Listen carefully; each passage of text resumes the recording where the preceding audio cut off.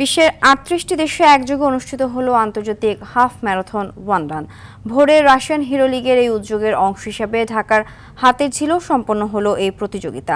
ঢাকায় দ্বিতীয়বারের মতো অনুষ্ঠিত এই আয়োজনে অংশ নেন বাংলাদেশ সহ বিভিন্ন দেশের ১,০০০-এর বেশি দেশি বিদেশি দৌড়বিদ। ১, ৫, ১০ ও ২১.১ কিলোমিটার এই ৪টি ক্যাটাগরিতে সব বয়সী প্রতিযোগীর জন্য উন্মুক্ত ছিল রেস। দৌড় শেষে হাতিরঝিল অ্যাম্ফিথিয়েটারে পুরস্কার বিতরণ করা হয়। এ সময় প্রধানমন্ত্রী কন্যা জাইমা রহমান প্রতিযোগীদের সঙ্গে গ্যালারিতে বসে পুরস্কার বিতরণ অনুষ্ঠান উপভোগ করেন।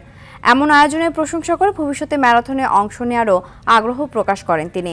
যুব ও ক্রীড়া প্রতিমন্ত্রী মোহাম্মদ আমিনুল হক বলেন, সবাই মিলে খেলাবান্ধব পরিবেশ তৈরি করতে পারলে সমাজের গুণগত পরিবর্তন সম্ভব। খেলাধুলার উন্নয়নে সরকার কাজ করছে বলেও জানান প্রতিমন্ত্রী।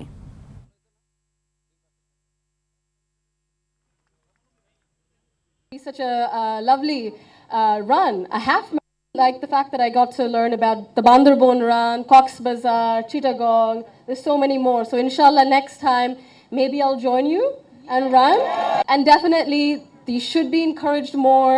There should be more participation of people of all abilities, people, men, women, whatever we can do to help them. So yes, to encourage keeping fit.